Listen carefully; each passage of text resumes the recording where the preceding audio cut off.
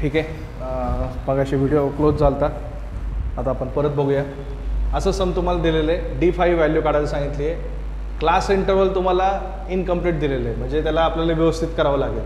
तर class interval मी जसं होतं तसं ॲज इट इज लिहिले. त्याच्यानंतर त्याच्या बाउंड्रीज नीट केल्या. लेफ्ट साईडची व्हॅल्यू 0.5ने कमी केली, राईट साईडची व्हॅल्यू 0.5ने वाढवली. तर अशा व्हॅल्यू झाल्या तुमच्या या.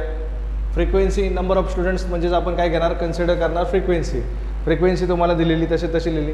आता याच्यानंतरचा जो कॉलम आहे तो कुठला आहे, कम्युलेटिव्ह फ्रिक्वेन्सी लेस दॅन म्हणजे काय करायचं, सगळ्यात पहिला नंबर जो आहे तो ॲज इट इज लिहिला आणि नंतर ॲडिशन करत जायचं. 2 + 4 6, 6 + 5 11, 11 + 8 19, 19 + 5 24, 24 + 4 28, 28 + 2 30.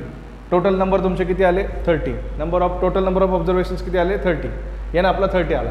आता याच्यानंतर आपल्याला D5 काढण्यासाठी आपल्याला काय करावं लागतं, D5चा हा फॉर्म्युला वापरावा लागतो, 5n / 10. आता 5n / 10, मग 5 × n किती आपला 30, 5 × 30 / 10. इकडे लिहा वाटलं सर हे 5n / 10. 5 × n किती होता आपला 30 / 10 किती आला आन्सर, 15 आन्सर आला. आता हे जे 15 आन्सर आहे हे कोणाचं आलं आहे, 5n / 10चं आलेलं आहे. ठीक आहे, हे असंच राहू दे. याच्यापेक्षा मोठा नंबर घ्यायचा, कोणत्या कॉलममधला, कम्युलेटिव्ह फ्रिक्वेन्सी लेस दॅनच्या कॉलममधला.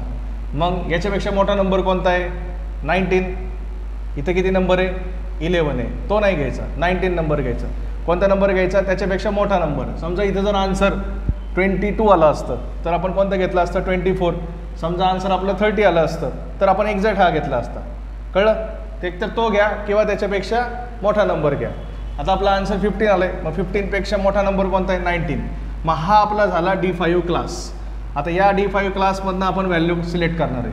D5 क्लासमधली ही तुमची 19 आहे, त्याच्या अगोदरचा जो नंबर असेल कम्युलेटिव्ह फ्रिक्वेन्सीच्या कॉलममधला, या कॉलममधला याच्या अगोदरचा नंबर त्याला आपण म्हणणार CF.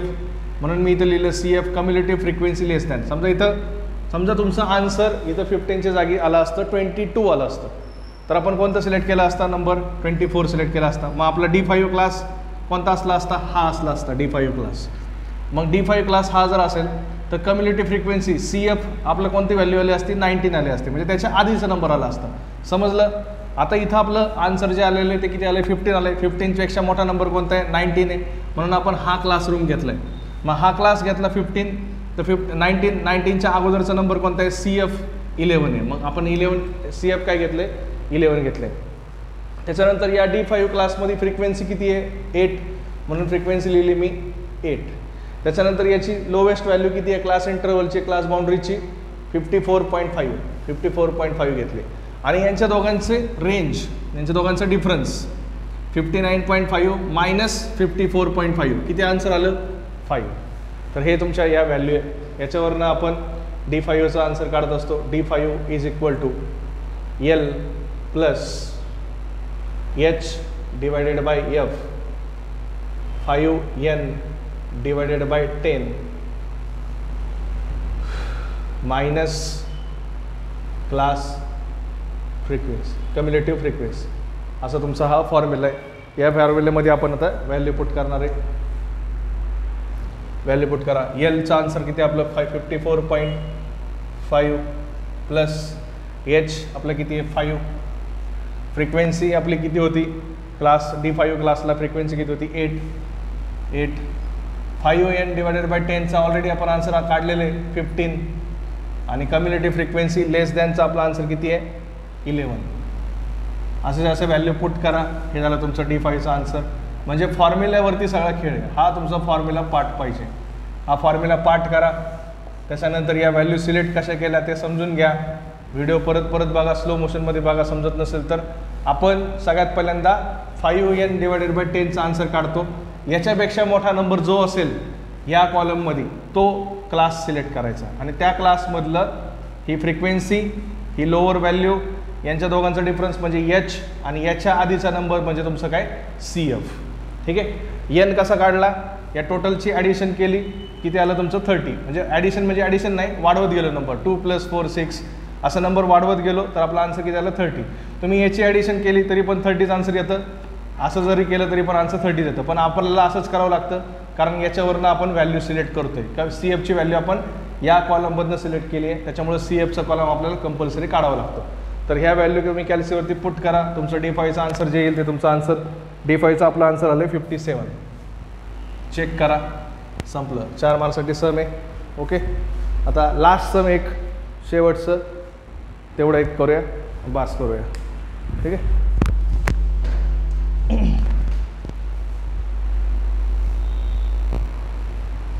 लास्ट तुमचं calculate Bowley's coefficient of skewness. Bowley's coefficient of skewness तुम्हाला फाइंड करायचं आहे. नंबर ऑफ चिल्ड्रन्स आणि नंबर ऑफ फॅमिलीज तुम्हाला दिलेले आहे. ठीक आहे. सगळ्यात पहिल्यांदा आपलं जसं आपण करत असतो तसं याला आपण XI म्हणतो, याला आपण FI म्हणतो. XI 2 4 6 8 10 आणि 12.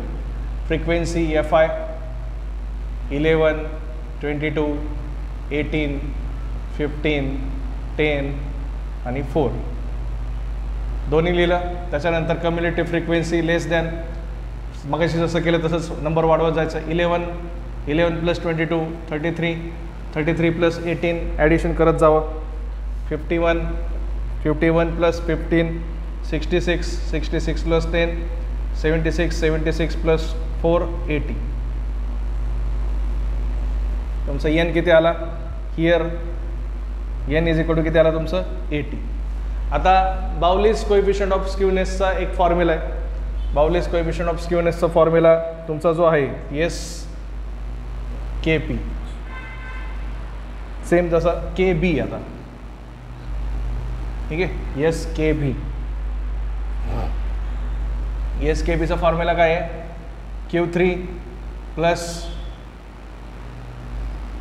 Q1 minus 2Q2 divided by Q3 minus Q1. हा तुमचा फॉर्म्युला आहे बाउलेज कोएफिशियंट KB ऑफ स्क्यूनेसचा. आता Q3 Q1 Q2 आपल्याला आधी फाइंड करायला लागणार. हे आन्सर काढायचं आपल्याला फायनल. त्यासाठी Q1 Q2 Q3 काढायचं. आता Q1चा formula Q1 is equal to N, याला असं N म्हटलं तरी चालेल, असं N म्हटलं तरी चालेल कारण इथं दोन्ही एकच आहे. N plus 1 divided by 4 term करा. N प्लस 1, N किती आपलं 80 plus 1 divided by 4th term. Answer काढा त्याचा. 80 plus 1 divided by 4th 20.55 term. 20.55 term. आता हे आन्सर आलं तुमचं Q1चं, म्हणजे Q1 इज इक्वल टू काय आले 20.55 टर्म. मग आता 20.55 टर्म हे जो नंबर आहे 20.55, हा नंबरपेक्षा मोठा नंबर या कॉलममध्ये कोणता आहे, 11 छोटा नंबर आहे, 20.55 पेक्षा मोठा नंबर कोणता आला 33. म्हणून तुमचं हे Q1 काय आलं तुमचं हे 4. म्हणून Q1 तुमचं किती आलं आन्सर 4 आलं. समजलं कसं करायचं. याची व्हॅल्यू N किती आला आपला हा 80 आला, याच्यामध्ये व्हॅल्यू पुट केली 20.55 आलं. आता 20.55 पेक्षा मोठा नंबर कोणता आहे 33 आहे. म्हणून 33चं XIची व्हॅल्यू किती आहे 4. म्हणून Q1 किती आला आपला 4 आला. सेम तसंच Q2 इज इक्वल टू काय फॉर्म्युला लक्षात ठेवायचं कसं, N plus 1 divided by 4th term. हे झालं एकासाठी. N2 साठी काय, Q2 साठी काय असणार 2N plus 1 divided by 4th term. 2N plus 1 divided by 4th term. मग तसंच करा. 2N किती आपला 80 प्लस 1 डिवायडेड बाय 4. काढा याचा आन्सर, कॅल्सीवरती काढा आन्सर.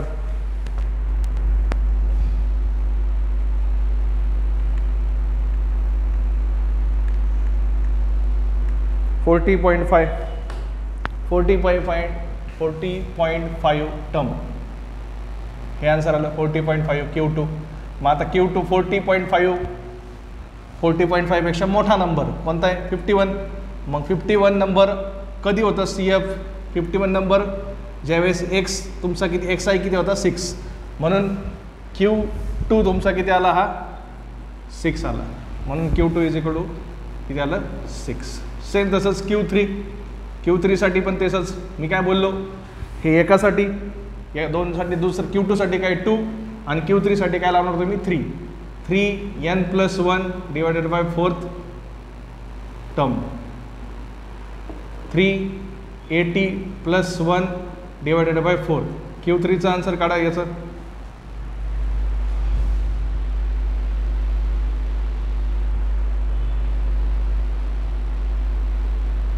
$60.75 टर्म. मग आता 60.75 पेक्षा मोठा नंबर कोणता आहे 66, म्हणून 66 कधी होतं ज्यावेळेस तुमचा XI किती होता 8, म्हणून Q3 किती आला तुमचा 8, म्हणून Q3 तुमचा किती आला 8. अशा प्रकारे आपण Q1 Q2 आणि Q3 चे आन्सर काढले आणि आता या शेवटच्या फॉर्म्युल्यामध्ये व्हॅल्यू पुट करणार. म्हणून Bowley's coefficient skewness SKB is equal to Q3 plus Q1 minus 2Q2 divided by Q3 minus Q1. Q3 8 plus Q1 4 minus 2 into Q2 6 divided by 8 minus 4. काढा बाउलीज कोएफिशिएंट शेवटचा आन्सर जे असेल ते तुमचं फायनल आन्सर. 8 + 4 - 2 × 6 0 डिवायडेड बाय 8 - 4 0, म्हणून शेवटचा answer तुमचं काय आलं 0. अशा प्रकारे आपण सगळं फॉर्म्युला सिंपल लक्षात ठेवायचं कसं सांगितलं. n+1 डिवायडेड बाय 4 सिंगलसाठी, Q2 2 लावला, Q3 3 लावला आणि हा तुमचा फायनल फॉर्म्युला. ठीक आहे. तर अशा प्रकारे आपण जेवढे पण सम घेतलेत तेवढे सगळे इम्पॉर्टंट आहेत, तेवढे सगळे नीट करा, तुम्हाला युनिट टेस्टला चांगले मार्क्स पडतील. ओके. आणि मगाशी सांगितल्याप्रमाणे ज्यांना पण क्लास लावायचा असेल हा माझा नंबर आहे 9595843807 सचिन पवार. ठीक आहे. खडके सरांना माहिती आहे आपले क्लास कुठे आहेत. क्लास माझा बिजलीनगरला आहे. तुमच्या क्लासमधले भरपूर मुलं आहेत आपल्याकडं. ज्यांना पण नसेल माहिती त्यांनी मला कॉल करा, मेसेज केला तरी चालेल, फोन नाही उचलला तर. ठीक आहे. Thank you. Best of luck for the exam.